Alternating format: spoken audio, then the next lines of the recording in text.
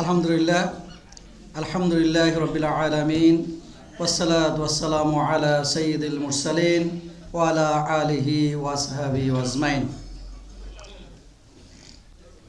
গণমানুষের সংগঠন শহীদি কাফেলা বাংলাদেশ জামায়াত ইসলামী শেরে বাংলানগর উত্তর থানা শাখা কর্তৃক আয়োজিত আজকের এই প্রতিনিধি সম্মেলনে উপস্থিত সম্মানিত থানা নায়েবে আমির এবং সেক্রেটারি, কর্ম পরিষদের সম্মানিত সদস্যবৃন্দ, আমার সামনে উপস্থিত আমন্ত্রিত মেহমানবৃন্দ এবং আজকের অনুষ্ঠানের মধ্যমণি সম্মানিত ডেলিগেট ভাইরা, আসসালামু আলাইকুম ওয়া রাহমাতুল্লাহি ওয়া বারাকাতুহু।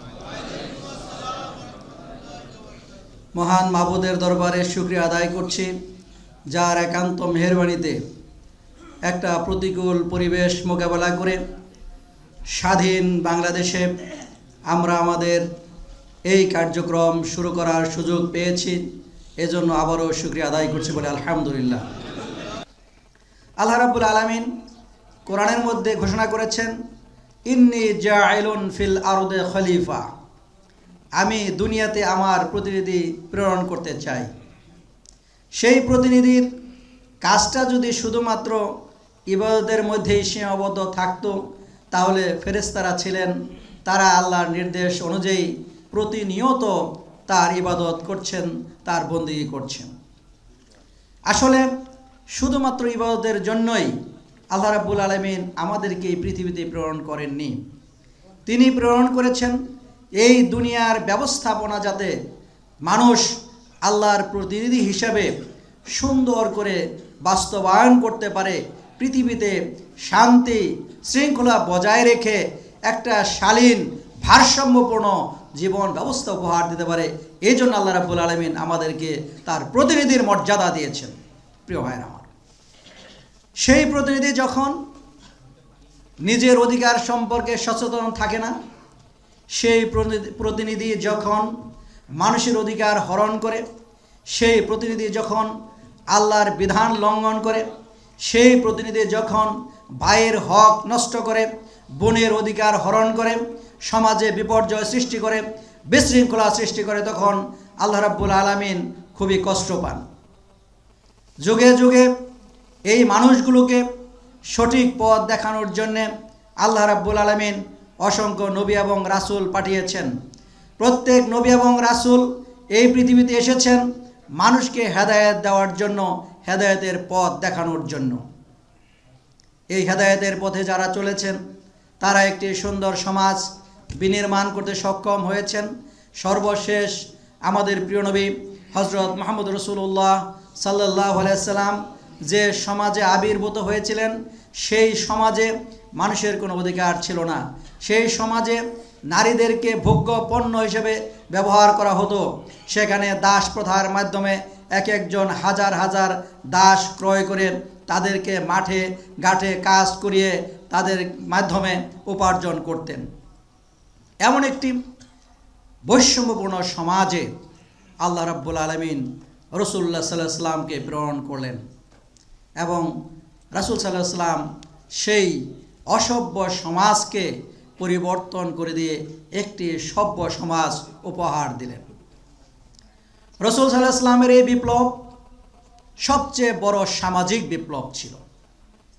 রাসূল সাল্লাল্লাহু আলাইহি ওয়াসাল্লামের এই বিপ্লব ছিল সবচেয়ে বড় সাংস্কৃতিক বিপ্লব। রাসূল সাল্লাল্লাহু আলাইহি ওয়াসাল্লামের এই বিপ্লব ছিল মানবাধিকার পরিপূর্ণ প্রতিষ্ঠা করার বিপ্লব। যার কারণে যারা ইসলাম গ্রহণ করেছেন তারা আর সন্দেহে পতিত হয় নাই। যারা ইসলাম গ্রহণ করেছেন, ঈমান এনেছেন, তারা সমাজে আর কোনোদিন বিপর্যয় সৃষ্টি করেনি। একটি ঘটনা না বললেই নয়। ওমর রাদিয়াল্লাহু তাআলা আনহুর খেলাফতকালে একজন নারী রাস্তা দিয়ে যাচ্ছেন।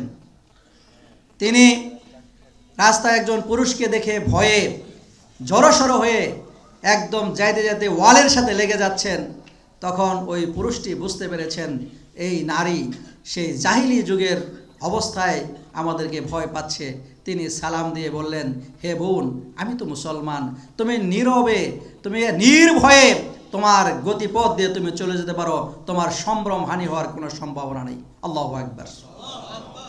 এমন সমাজ বিনির্মাণ করেছিলেন আমাদের প্রিয় নবী হযরত মুহাম্মদ রাসূলুল্লাহ সাল্লাল্লাহু আলাইহি ওয়াসাল্লাম।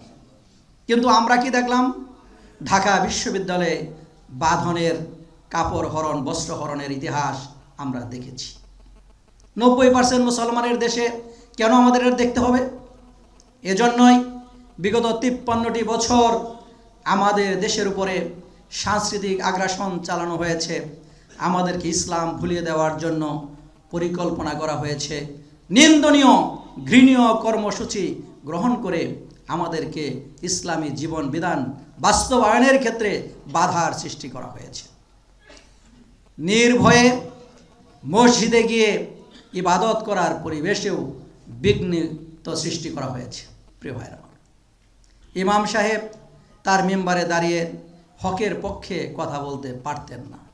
এর কারণ হলো, হক কথা যদি ইমাম সাহেব বলতে পারেন তাহলে মানুষ ইমাম সাহেবের কথাই গ্রহণ করবে। কারণ আজও এদেশের জনগণ আলেম ওলামা ইমামদেরকে সম্মানিত করতে চায়, মর্যাদা দিতে চায়। প্রিয় ভাইরা, এই সময় বাংলাদেশের মানুষের এই দুরবস্থা দেখেই বাংলাদেশ জামাত ইসলামী জনগণের কাছে তার সঠিক মেসেজ পৌঁছে দেওয়ার সিদ্ধান্ত গ্রহণ করে। এজন্যই এই বাংলাদেশে জামাত ইসলামী তার 3 দফা দাওয়াত এবং 4 দফা কর্মসূচি নিয়ে জনগণের কাছে আবির্ভূত হয়।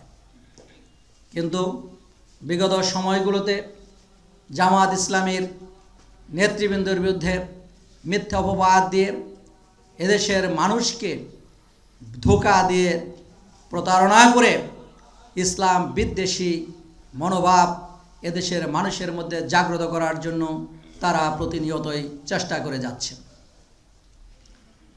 বিগত 53 বছরে এদেশের মানুষ ইসলামের নামে স্লোগান শুনতে পারে নাই, গোপনে স্লোগান দিতে হয়েছে। আপনারা লক্ষ্য করেছেন, বিগত পতিত স্বৈরাচারের আমলে নারায়ে তাকবীর স্লোগান, যেটা আমাদের হৃদয়ের স্লোগান, সেই স্লোগানকেও তারা দলীয় স্লোগান হিসেবে আখ্যায়িত করে বাংলার জনগণের কাছ থেকে সেই স্লোগান কেড়ে নিতে চেয়েছিল। তারা বুঝে নাই যে দেশের জনগণ ভাষার জন্য প্রাণ দিতে পারে, যে দেশের জনগণ তাদের অধিকার আদায়ের জন্য প্রাণ দিতে পারে, সে দেশের জনগণের বিরুদ্ধে ঈমান ছিনিয়ে নেবেন, জনগণ মেনে নেবে, এটা তারা বুঝতে পারে নাই। প্রিয় ভাইরা আমার, ঈমান হরণ করার জন্যে তারা যে ষড়যন্ত্র করেছিলেন, সেই ষড়যন্ত্রের জবাব এদেশের ছাত্র জনতা দিয়েছেন, যার কারণে বাংলার জমিনে তারা আর অবস্থান করতে পারছেন না। পৃথিবীর ইতিহাসে এরকম নজির আর কোথাও খুঁজে পাবেন না যে দেশের প্রধানমন্ত্রী এবং জাতীয় মসজিদের খতিব সহ পালাতে হয়েছে। ভাইরা আমার, এজন্য আমি আপনাদের কাছে উদাত্ত আহ্বান জানাতে চাই, এই বাংলাদেশটা আমাদের বাংলাদেশ।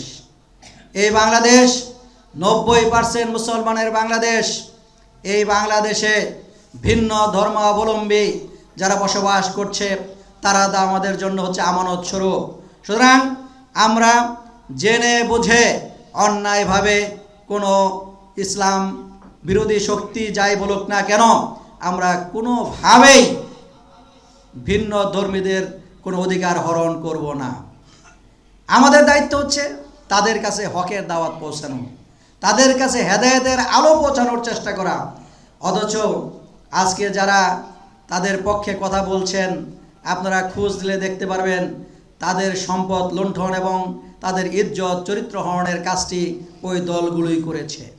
প্রিয় ভাইরা, কোনো ইসলামী দল বা কোনো প্রকৃত মুসলমান কখনোই ভিন্ন ধর্মাবলম্বীদের সাথে খারাপ ব্যবহার তো দূরের কথা, তাদের সাথে কটু বাক্য কখনো ব্যবহার করেনি। প্রিয় ভাইরা, আজকে এই বাংলাদেশের সবচেয়ে বড় প্রয়োজন হচ্ছে সকল বাধার পাহাড় ভেঙে সকল জনগণের কাছে কোরআনের উদাত্ত আহ্বান পৌঁছিয়ে দেওয়া। পারবেন আপনারা ইনশাআল্লাহ? এই আহ্বান পৌঁছিয়ে দেওয়ার জন্য আমাদেরকে মানসিকভাবে প্রস্তুতি গ্রহণ করতে হবে। এজন্যই প্রয়োজন হচ্ছে আজকের এই সম্মেলন। এখানে কোরআনের যে আলোচনাটি হয়েছে, নিঃসন্দেহে সেই আলোচনায় আমাদের জন্য অনেক দিক নির্দেশনা রয়েছে। কি বলেন? আজকে আমরা যে মানুষ, এই মানুষের সর্বোচ্চ মর্যাদা যিনি দিয়েছেন, আমরা আশরাফুল মাখলুকাত হিসেবে আল্লাহ রাব্বুল আলামিন আমাদেরকে সৃষ্টির সর্বোচ্চ মর্যাদা দিয়েছেন। সে আশরাফুল মাখলুকাত হিসাবে আমার সবচেয়ে বড় কাজ হচ্ছে আমি নিজে বাঁচবো, আমার প্রতিবেশীকে আহালকে বাঁচাবো। কো আনফুসিকুম আহলিকুম নারা, নিজে বাঁচো, তোমার আহালকে বাঁচাও। আহাল বলতে পরিবারবর্গকে বোঝানো হয়, প্রতিবেশীকেও বোঝানো হয়। আমরা যদি সামনে তাকাই, আমরা দেখি আমরা যারা দিন কায়েমের পক্ষে কাজ করি, যারা কোরআন স্টাডি করার চেষ্টা করি, তারা আশেপাশে লোকদেরকে দাওয়াত দিতে এতদিন পারি নাই। দাওয়াত দিতে গেলেই কি বলতো? জামাত। দাওয়াত দিতে গেলেই বলতো মৌলবাদ। দাওয়াত দিতে গেলেই বলতো স্বাধীনতা বিরোধী। এমনকি এখন অনেককেই পাওয়া যাচ্ছে যারা আমাদেরকে সালাম দিতে পারলে মনে হয় বিরাট শান্তি পান। সেই সকল লোকেরাও আমাদেরকে বলতেন যে আপনাদের নেতারা তো মানুষ হত্যা করেছে, আপনাদের নেতারা তো ধর্ষণ করেছে, বলছে না? এদেশের জনগণ আমাদের নেতাদের চরিত্রকে ভালো করেই বুঝেছেন। 2006 সালের 28 অক্টোবর আমাদের ভাইদেরকে পল্টনে লগি বইটা দিয়ে যেভাবে নির্মমভাবে হত্যা করেছিলেন, এই হত্যা করার টার্গেট তাদের ছিল। ওই দিন তাদের ইচ্ছা ছিল আমাদের স্টেজে যে নেতৃবৃন্দ আছেন তাদেরকে হত্যা করা। আমি 10 সালে যখন আমিরে জামাতের সাথে কারাগারে একই রুমে ছিলাম, তখন কথা প্রসঙ্গে তিনি বললেন যে আওয়ামী লীগের কর্মসূচি ছিল ওই দিন জামাতে স্টেজের যে নেতৃবৃন্দ আছেন তাদেরকে হত্যা করবে। সেই হত্যাকাণ্ড তারা সেদিন বাস্তবায়ন না করতে পারার কারণেই পরবর্তী পর্যায়ে তারা ক্ষমতাসীন হয়ে আমাদেরকে গ্রেপ্তার করেছে। তারা তাদের সেই সিদ্ধান্ত বাস্তবায়ন করেছে একটি আধিপত্যবাদী প্রতিবেশী রাষ্ট্রের সহযোগিতায়। তারা আমাদের নেতৃবৃন্দকে একের পর এক ফাঁসির কাস্টে ঝুলিয়ে তারা প্রমাণ করেছে তারা ইসলামের পক্ষের কোনো শক্তি নয়। আমাদের নেতৃবৃন্দ কোনো আপোষ মীমাংসায় যাননি, কারণ আমাদের নবী শিখিয়েছেন ইসলাম এবং ইসলাম বিরোধী শক্তির সাথে কোনো ঐক্যবদ্ধ চুক্তি হতে পারে না। যারা ইসলাম মানেন তারা যে জাতি, যারা ইসলাম মানেন না তারা সেই জাতি নন। হাইয়াল আসসালাহ হাইয়াল আল ফালার স্লোগান যাদের কর্ণ করে প্রবেশ করার পরে হৃদয় তন্ত্রীতে অনুরণ সৃষ্টি না করেন, তারা মুসলমান পরিচয় দিলেও আল্লাহর কাছে কতটুকু ছাড় পাবেন সে আল্লাহ রাব্বুল আলামিন ভালো জানেন। প্রিয় ভাইরা আমার, আজও মুয়াজ্জিন আজান দেয়, সেই আজানের ধ্বনিতে আমাদের ঘুম ভাঙে না। অথচ মুসলমানদের উপরে এই বাংলাদেশের নারী পুরুষ সকল মানুষের উপরে যে জুলুম করেছিল, যে জালিম, সেই জালিমের বিরুদ্ধে সোচ্চার হয়ে শাহজালাল ইয়ামিনী তিনি সিলেটে আগমন করে রাজা গড় গোবিন্দের দরবারে আজান দিয়েছিলেন। সেই আজানের ধ্বনিতে মূর্তি ভেঙ্গে খান খান হয়ে পড়ে গিয়েছিল। আর আজকে আজান দেওয়া হয় আমাদের হৃদয় তন্ত্রীতে শয়তানের যে আচ্ছন্নতা রয়েছে তাও কাটে না। তাহলে আমরা আজানকে কিভাবে বুঝেছি? আমি আহ্বান জানাবো, আজানের যে আহ্বান, সেই আহ্বানকে ভালো করে বোঝার জন্য আমরা কোরআনকে বুকে ধারণ করতে চাই। কোরআনকে যদি আমরা বুকে ধারণ করতে না পারি, তাহলে এই সমাজ পরিবর্তনের জন্য আমরা কোনো কাজ করতে পারবো না। প্রিয় ভাইরা আমার, আমরা কি প্রতিদিন কোরআন পড়ি? যদি জি বলেন আলহামদুলিল্লাহ। যারা জি বলতে পারছেন না তাদের প্রতি আমার অনুরোধ, এই কোরআনটা প্রতিদিন পড়তে হবে। প্রতিদিন কি আমরা হাদিস পড়ি? আর যদি না জবাব আসে, আমার অনুরোধ হচ্ছে আজকে থেকেই প্রতিদিন কমপক্ষে একটা করে হাদিস পড়ুন।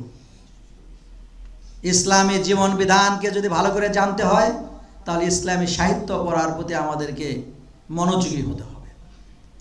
এরপরে সর্বশেষ আরেকটি কথা বলে শেষ করতে চাই, প্রিয় ভাইরা আমার, আমরা যদি ইসলামের দাওয়াত আমাদের আশেপাশে যারা আছে তাদেরকে না দেই, আমাদের চিরশত্রু অনিষ্টিকারীদের সিপাহ সালারের নাম কি? শয়তান। শয়তান কিন্তু প্রতিনিয়তই তার দাওয়াতি কাজ করে যাচ্ছে। শয়তান যদি দাওয়াতি কাজ করে যায় আর সেই দাওয়াতের মাধ্যমে সে যদি লোক তৈরি করে, ইসলামের পক্ষের লোক হবে না বিপক্ষের লোক হবে? ইসলামের বিপক্ষের লোক যদি তৈরি হয়, আমার জন্য ভালো না খারাপ? তাহলে আমি দাওয়াতি কাজ না করলে আমার নিজের জন্য যে খারাপ হবে, এটা বুঝতে পারছেন? তাহলে এই আত্মঘাতী কাজ কি আপনারা হতে দেবেন? এজন্য আপনাদের দায়িত্ব হচ্ছে আপনাদের প্রতিবেশীর কাছে ইসলামের সুমহান আদর্শের দাওয়াতটি সুস্পষ্ট সাবলীল ভাষায় তুলে ধরার চেষ্টা করুন। আলহামদুলিল্লাহ, ইতিমধ্যেই আমাদের প্রধান অতিথি বাংলাদেশ ইসলামী ছাত্র শিবিরের সাবেক কেন্দ্রীয় সভাপতি, বাংলাদেশ জামাত ইসলামীর কেন্দ্রীয় কর্ম পরিষদের অন্যতম সদস্য, ঢাকা মহানগরী উত্তর জামাতের সম্মানিত সেক্রেটারি, মজলুম জননেতা জনাব ডক্টর মোহাম্মদ রেজাউল করিম ভাই আমাদের মাঝে উপস্থিত হয়েছেন বলে আলহামদুলিল্লাহ। তো আমি আমার কথাগুলো এভাবেই শেষ করতে চাই যে বাংলাদেশ হবে আল কোরআনের পার্লামেন্ট। সেই পার্লামেন্ট বিনির্মাণের জন্য আমরা সকলেই সক্রিয় ভূমিকা পালন করব। আমাদের এই প্রোগ্রাম যতক্ষণ চলবে মনোযোগের সাথে আমরা উপভোগ করার চেষ্টা করব, এই আহ্বান জানিয়ে আমি আমার উদ্বোধনী বক্তব্য এখানেই শেষ করছি।